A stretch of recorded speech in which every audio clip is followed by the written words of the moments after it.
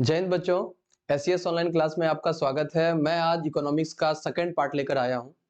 पिछले पार्ट में मैंने आपको बताया था कि अर्थशास्त्र क्या होता है और अब हम लोग जानेंगे कि अर्थशास्त्र का जो सबसे बड़ा डिपार्टमेंट है समष्टि अर्थशास्त्र। ये समष्टि अर्थशास्त्र क्या होता है, इनके बारे में हम लोग जानेंगे। आपको शायद पिछला वीडियो में मैंने आपको ये बताया था कि अर्थशास्त्र दो प्रकार के होते हैं, एक होता है समष्टि अर्थशास्त्र, एक होता है व्यष्टि अर्थशास्त्र।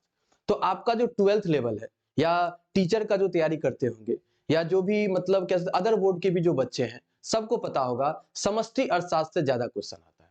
तो इसीलिए हम लोग पहला पार्ट लेकर आए हैं कि हम लोग पहले समष्टि को क्लियर कर लें। ठीक है, तो अपना वीडियो को स्टार्ट करना चाहते हैं। आप लोग कॉपी कलम रख लें। एक एक वर्ड, चूंकि अर्थशास्त्र का ताल्लुकात कहीं ना कहीं मैथ से, गणित से है, तो अगर आप इनको सही से समझेंगे नहीं तो फिर आपसे इसका न्यूमेरिकल नहीं बनेगा अच्छा से। तो चलिए सबसे पहले क्या है समष्टि अर्थशास्त्र के बारे में। सबसे पहले लिखा हुआ है कि अर्थशास्त्र, ये हम भाग दो यहाँ समष्टि। समष्टि क्या होता है, कल हम आपको बताए थे समष्टि का मतलब होता है पूरा, समग्र, ना, सामूहिक। तीन वर्ड आप याद रखिएगा, क्योंकि आपसे पूछा जाएगा समष्टि अर्थशास्त्र से आप क्या समझते हैं। यहाँ पर हम लिखे हैं समष्टि। समष्टि का परिभाषा क्या हम लिखे हैं कि वैसी अर्थव्यवस्था जो आपको क्या करे, संपूर्ण, मतलब सभी चीजों के बारे में बताए। यहां पर अर्थव्यवस्था होगा जो संपूर्ण सभी चीजों के बारे में बताए, उन्हीं को हम लोग क्या कहते हैं, समष्टि अर्थशास्त्र। साथ में क्या लिखे, तो कह सकते हैं समष्टि अर्थशास्त्र ऐसा अर्थशास्त्र है जिसमें हम लोग संपूर्ण अर्थव्यवस्था के प्रदर्शन के बारे में जानते हैं। क्लियर है, संपूर्ण। जैसे एक का बात करेंगे व्यष्टि, और जैसे संपूर्ण या समग्र की बात करेंगे तो वो क्या हो जाएगा, समष्टि। हम एक एग्जांपल से आपको समझाना चाहते हैं कि जैसे हम लोग अभी ये पता करना चाहें कि हमारे घर की जनसंख्या कितनी है, तो ये क्या हो गया, हमारा व्यष्टि हो गया, एक घर की बात है। वही अगर हम लोग जानना चाहें कि पूरा देश की जनसंख्या कितनी है, पूरा देश की आय कितनी है, तो वो क्या हो जाएगा, आपका समष्टि हो जाएगा। व्यष्टि मतलब एक और समष्टि मतलब अलग है, मतलब पूरा। साथ में क्या यहाँ पर लिखा हुआ है कि जैसे एग्जाम्पल में आपको दे दिए हैं, क्या क्या एग्जाम्पल में, कुल रोजगार, सब में देख रहे हैं कुल लगा हुआ है, कुल आय, कुल उत्पादन, कुल बचत, राष्ट्रीय आय, राष्ट्रीय आय मतलब ये होता है पूरा देश का आय, समग्र मांग, खाली मांग रहेगा तो व्यष्टि, और समग्र लग जाएगा समष्टि।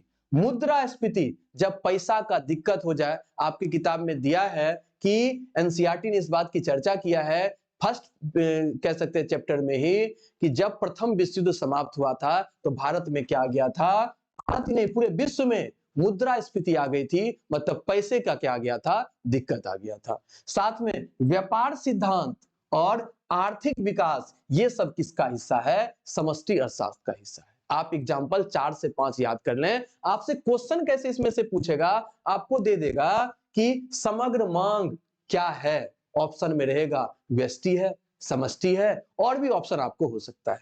नेक्स्ट क्या है कि समष्टि अर्थशास्त्र की कुछ आधारभूत धारणा के बारे में क्या करिए, बताइए। समष्टि अर्थशास्त्र की कुछ धारणा के बारे में बताइए। धारणा क्या है, तो धारणा का जिक्र बाबू आगे किया गया है।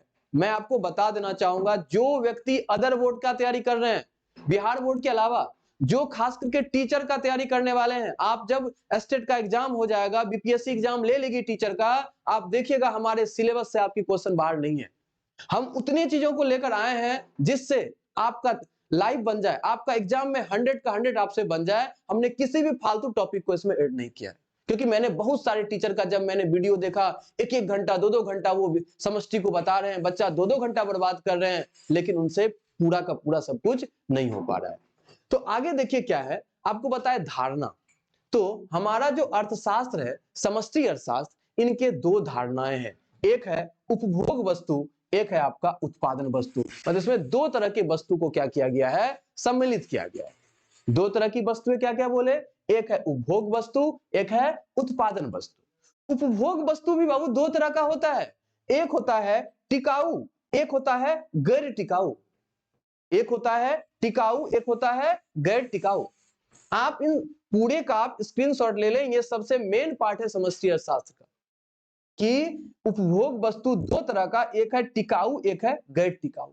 आप सभी जानते होंगे टिकाऊ नहीं, कहता ये सामान बहुत समय तक टिकेगा, कहता नहीं ऑर्डिनरी है बहुत जल्दी खराब हो जाएगा, ठीक है। तो उसी प्रकार से टिकाऊ मतलब जो लंबा अवधि तक चलेगा उसको हम लोग क्या कहते हैं, टिकाऊ। जैसे एग्जांपल में हम क्या लिखे, टीवी, मोबाइल।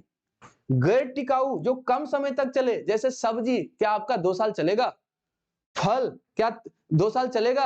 ये जल्दी खराब होने वाला चीज है, इसलिए इसको क्या कहते हैं हम लोग, गैर टिकाऊ। और जो लंबे समय तक चलने वाला उसको क्या कहते हैं हम लोग, टिकाऊ। नेक्स्ट बाबू, उत्पादन वस्तु।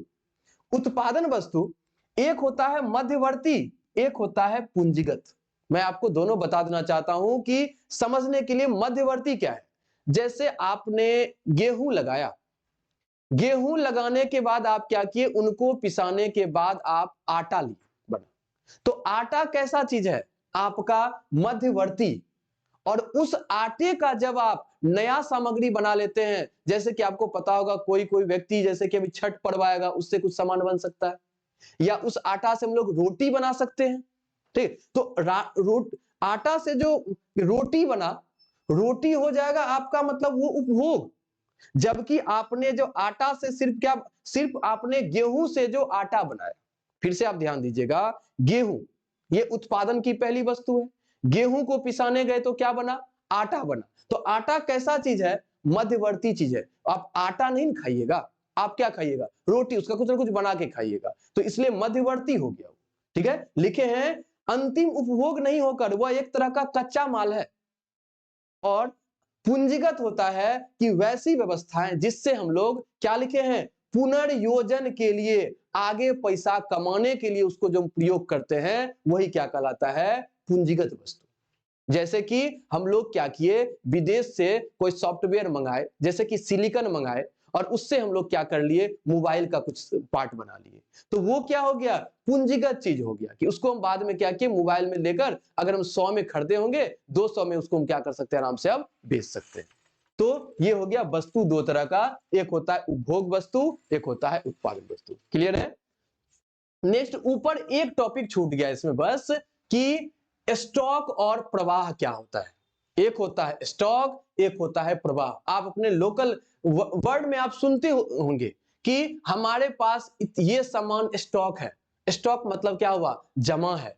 अब प्रवाह, प्रवाह क्या है, चलता हुआ पूंजी क्या कहलाता है, प्रवाह कहलाता है। जैसे एग्जांपल में हम अपने पैसा से जमीन खरीद लिए, जमीन हमारा क्या है, स्टॉक हो गया।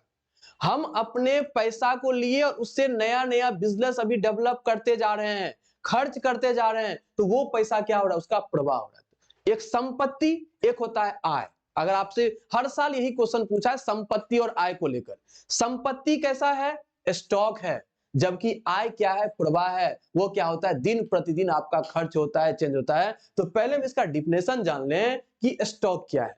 इसका संबंध निश्चित समय से है, जैसे संपत्ति एक समय में मुद्रा भंडार को बताता है। क्या लिखे हम, कि स्टॉक क्या है, निश्चित समय से, कि एक समय पर वो क्या है, निर्धारित रहेगा, वो चेंज होने वाला चीज नहीं है।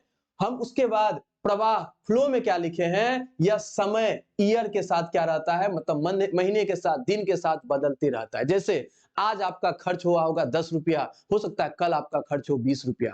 आज आपकी तनख्वाह किसी कंपनी में होगी 10,000, कल आपकी तनख्वाह हो जाएगी 20,000। तो हम यहाँ पर लिखे हैं किसी भी व्यक्ति की आय जो होती है वो क्या होती है, प्रवाह, दिन प्रतिदिन क्या होता है, बढ़ता है। लेकिन आप संपत्ति जो ले लिए, आप 2 लाख में ले लिए, तो अब अभी तो ऐसा नहीं है कि आप रजिस्ट्री मान लीजिए जमीन का कर लें और 3 दिन के बाद आप कहते हैं कि आप 5 लाख, 2 लाख में लिए तो हमेशा तो आप 2 लाख ही कहते हैं। आप कहेगा उसका रेट बढ़ेगा, वो बात नहीं है, बल्कि आपने 2 लाख का एक स्टॉक कर लिया।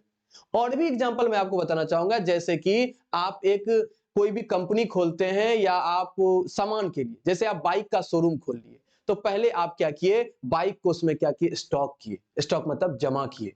अब फिर उसके बाद आप बाइक को क्या करते जगह, बेचते गए। वो बेचना क्या हो गया, प्रवाह हो गया। और आप उनको जमा जो रखे, वो आपका क्या हो गया, स्टॉक हो गया। और एग्जांपल में ये चीज पूछता है कि ये जो प्रवाह है, यह कैसी धारणा है, तो याद रखिए। चलिए, तो अभी आपको उदाहरण बता रहे थे कि एक मुद्रा, धन, ये क्या चीज है, तो स्टॉक है। गोदाम, गोदाम में, यहाँ गोदाम ने गोदाम में रखा गेहूं। आपको पता होगा कि किसी गोदाम में अगर कोई सामान है तो वो क्या है, स्टॉक है। आप अपने लोकल में भी सुनते होंगे हमारे यहाँ इतना स्टॉक है। और वही गेहूं अगर हम मार्केट में बेचने के लिए चले जाएं तो वो कैसा है, प्रवाह है, मतलब फ्लो है। आगे एग्जांपल है, टंकी में रखा पानी। आप टंकी में पानी रखते हैं क्यों, कभी जरूरत पड़ जाएगा तो उस पानी का प्रयोग कर सकते हैं। तो टंकी में जो पानी है वो क्या है, आपका स्टॉक है। जबकि आप पानी का प्रयोग कर रहे हैं, या नदी का जो जल है वो क्या है, आपका प्रवाह है, वो हमेशा बहते रहता है। नेक्स्ट है, दो स्थानों की बीच की दूरी। आपको पता होगा दो स्थानों के बीच की दूरी जो होती है वो फिक्स होती है, जबकि गाड़ी की चाल जो है वो हमेशा क्या होती है, बदलती रहती है। अगर एक एग्जांपल लेना चाहें कि यहां से अगर पटना की दूरी है तो वो निश्चित है, जबकि यहां से पटना कोई गाड़ी जाएगी उसका चाल कभी भी बदलते रहता है। तो ये हो गया हमारा स्टॉक, ये हो गया हमारा प्रवाह। इसमें दो तीन शब्द और क्या है, एक होता है विनियोग या निवेश। आप लोग जानते आ रहे हैं बचपन से कि विनियोग या निवेश मतलब क्या था, इन्वेस्टमेंट। इसको इंग्लिश में लिखा हुआ है इन्वेस्टमेंट, मतलब पूंजी निर्माण की प्रक्रिया। एक होता है बाबू धन, एक होता है पूंजी, दोनों अलग अलग चीज है। आप अपने अकाउंट में पैसा जमा रख लिए, आप अपने घर में पैसा जमा रख लिए, वो आपका धन है। और आप अपने बिजनेस में पैसा लगा दिए, वो आपका क्या है, विनियोग है या निवेश है। तो निवेश क्या कहते हैं, मतलब जो पूंजी चलता हुआ रहता है, आगे पूंजी कमाने के लिए जो हम पूंजी लगाते हैं उसी को हम लोग क्या कहते हैं, निवेश या विनियोग, जिसको हम लोग इंग्लिश में ज्यादा समझते हैं इन्वेस्टमेंट। ना कहते हैं इसमें इतना इन्वेस्टमेंट किए हैं, मतलब अगला पूंजी लगाने के लिए हम कुछ पैसा लगा रहे हैं मार्केट में। आगे क्या है, शुद्ध विनियोग। शुद्ध विनियोग क्या होता है, जैसे कि मान लें कि हम कोचिंग चला रहे हैं, तो कोचिंग चलाए तो यहाँ पर डेस्क लिए, बेंच लिए, बोर्ड लिए। जब हमारा तनख्वाह पूछा जाएगा कि आप सर कितना कमाते हैं, तो हम जितना भी कमाते होंगे उनमें हम अपना जो डेस्क ब्रेंच है उनको भी तो माइनस करना होगा, क्योंकि वो भी तो हम घर से लगाए हैं। अगर पूछेगा साल भर में आप सर कितना कमा लिए, ठीक है, तो शुद्ध विनियोग क्या होता है, जितना कमाए उसमें से हमने जो खर्चा किया उनको घटाने के बाद जो बचता है उसी को क्या कहते हैं, शुद्ध विनियोग। ठीक है, जैसे कि अभी मान लीजिए हम पूर्णिया में हैं और पूर्णिया में मॉल में हम कोई सामान खरीदने जाए, और मान लीजिए हम यहाँ से बाइक से गए तो 10 रुपया बाइक में तेल का खर्चा हुआ और 100 रुपया का मान लीजिए हम सामान लिए। अगर हमसे पूछा जाए शुद्ध विनियोग तो हम तो टोटल 110 बताएंगे, लेकिन अगर शुद्ध बोला जाए तो उसमें से क्या करेंगे, मतलब इसको क्या कर देंगे, माइनस कर देंगे। एज एग्जांपल आप समझ सकते हैं। और भी साथ में क्या है, घिसावट। कोई मशीन या कोई संपत्ति जिसके मूल्य में कमी आता है उसको क्या कहते हैं, घिसावट। जैसे एग्जांपल, अभी जो हम बोर्ड खरीदे, क्या 5 साल के बाद इस बोर्ड का कीमत यही रह जाएगा, इसके बोर्ड पैसे में कमी आएगा। इसी को क्या कहते हैं हम लोग, घिसावट या मूल्यह्रास। तो जब भी आपको शुद्ध विनियोग निकालेगा उसमें सकल, मतलब जितना आपका टोटल है, टोटल में से मशीन का दाम या आप जो इन्वेस्ट किए हैं उनको क्या करना पड़ेगा, घटा कर निकालना पड़ेगा। बस ये फॉर्मूला ध्यान रखना, ऑप्शन में रहता है, कहीं माइनस रहता है, कहीं पर प्लस रहता है। चलिए हम लोग ऑब्जेक्टिव को शुरू करें। तो ऑब्जेक्टिव में सबसे पहले क्वेश्चन है, अंग्रेजी का शब्द मैक्रो ग्रीक भाषा के मैक्रोस से बना है। तो मैंने पिछले वीडियो में इस क्वेश्चन को क्लियर किया था कि मैक्रोज का मतलब होता है बड़ा, और मैक्रोज का मतलब बड़ा मतलब व्यापक। व्यापक कहिए, समग्र कहिए, बड़ा कहिए, एक ही वर्ड है। इसका आंसर क्या हो जाएगा, व्यापक। अगला क्वेश्चन है, समष्टि अर्थशास्त्र की विशेषता क्या क्या है। अभी आप एग्जाम्पल को अगर सही से सुने होंगे तो पहला है राष्ट्रीय आय, कुल आय, सामान्य कीमत स्तर आदि का अध्ययन। सेकेंड ऑप्शन है समष्टि अर्थशास्त्र में संपूर्ण अर्थव्यवस्था। तीसरा ऑप्शन है समष्टि अर्थव्यवस्था में समस्त चीजों का अध्ययन। और चौथा है उपयुक्त सभी। पहला ऑप्शन क्या था, कुल, दूसरा क्या था, संपूर्ण, तीसरा क्या है, समष्टि। तो तीनों मतलब तो होता है टोटल, कुल। तो इसका ऑप्शन क्या हो जाएगा, दो, मतलब इनमें से सभी। अगला क्वेश्चन है, समष्टि अर्थशास्त्र में निम्नलिखित में से अध्ययन किया जाता है। समष्टि में हम लोग क्या क्या पढ़ते हैं, आय के बारे में। तो आय का सिद्धांत, रोजगार का सिद्धांत, या राज नहीं या रोजगार का सिद्धांत किसमें है, समष्टि में है। समान कीमत स्तर आपको बताए थे, एग्जाम्पल में था ये मुद्रास्फीति, आपको बताए थे प्रथम विश्व युद्ध के बाद हमारे भारत में मुद्रास्फीति, पैसे की दिक्कत आ गई थी, तो वो किसके अंतर्गत आएगा, समष्टि अर्थशास्त्र में।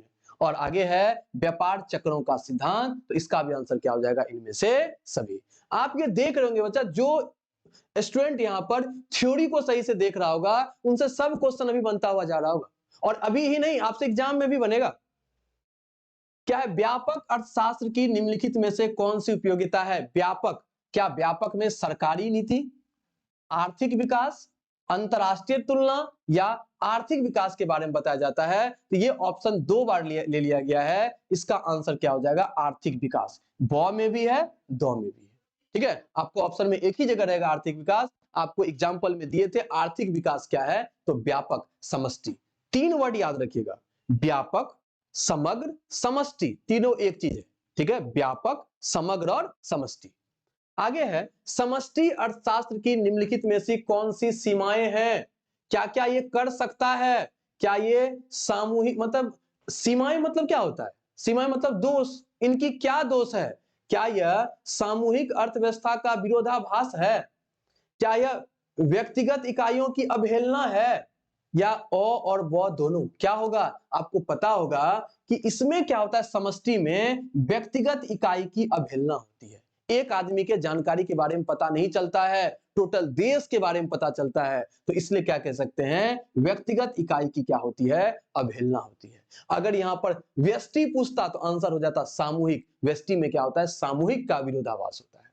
अगला क्वेश्चन है, समष्टि अर्थशास्त्र अध्ययन है क्या चीज का, राष्ट्रीय आय का, उपभोक्ता सिद्धांत का, या उत्पादक का? तो याद रखिए, समष्टि मतलब पूरा देश, टोटल, तो यहां पर क्या है, राष्ट्रीय आय का सिद्धांत पे आधारित है। 7 नंबर क्वेश्चन है, समष्टि अर्थशास्त्र अध्ययन है रोजगार के अवसर का, वस्तुओं की पूर्ति नियम का, मांग की लोच का, गेहूं की कीमत का? तो बच्चा एक बात को ध्यान रखिए कि पूर्ति, मांग और कीमत, ये तीनों चीज आ जाता है व्यष्टि में। यहां पर क्या लिखा हुआ है, रोजगार, रोजगार का अवसर किसमें आता है, समष्टि में।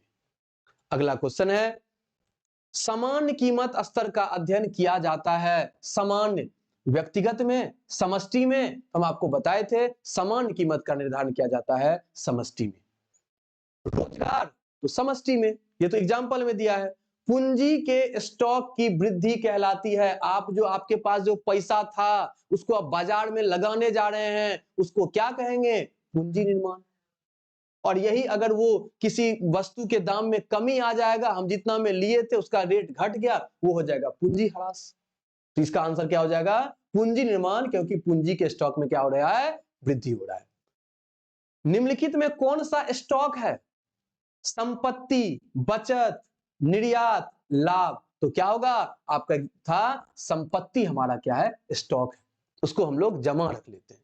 आगे क्या है, समष्टि अर्थशास्त्र अध्ययन करता है पूर्ण रोजगार का, समग्र का, सकल राष्ट्रीय उत्पाद का, और चौथा ऑप्शन है सभी। तो आपको पता होगा रोजगार का भी, समग्र कीमत, सिर्फ कीमत नहीं, समग्र कीमत और सकल राष्ट्रीय उत्पाद, इसका अध्ययन कौन करता है, समष्टि अर्थशास्त्र करता है। नेक्स्ट 2 क्वेश्चन बचा हुआ है, 3, समष्टि अर्थशास्त्र के अंतर्गत निम्नलिखित में से किसका अध्ययन किया जाता है? तो क्या राष्ट्रीय आय होगा, रोजगार ये भी होगा, कुल लगा हुआ है, जहां कुल देखिए समष्टि, तो कुल उत्पाद, तो ये क्या हो गया आपका समष्टि, इसमें से उपयुक्त सभी। समष्टि अर्थशास्त्र में अध्ययन किया जाता है क्या चीज का, आपको पता है, समग्र का, समग्र मतलब पूरा, जबकि व्यक्तिगत होता है व्यष्टि में, तो इसका आंसर क्या हो जाएगा, ब नंबर, समग्र का। अगला लास्ट क्वेश्चन है, स्टॉक के अंतर्गत निम्नलिखित में कौन आता है? क्या मुद्रा का परिमाप, क्या धन, गोदाम में रखा, वीट मतलब गेहूं, गेहूं की मात्रा, इनमें से सभी? तो ये जितने भी चीजें, सारा का सारा चीज क्या आपका स्टॉक। यही अगर बोलता पूंजी निर्माण, तो वो क्या जाता, प्रवाह, हम बिजनेस में लगाए हैं। तो दोस्तों इतना चीजों को अगर आप सही से पढ़ लेते हैं, तो आपसे समष्टि अर्थशास्त्र का जो पहला चैप्टर है, 12th हो या किसी भी नौकरी का वैकेंसी हो, उसमें आपको समष्टि अर्थशास्त्र, इस चैप्टर से आपको दिक्कत नहीं होगा। आप सभी को नवरात्रि की हार्दिक शुभकामनाएं। हम लोग नया वीडियो नवरात्रि के बाद लेकर आएंगे। जय हिंद बच्चों।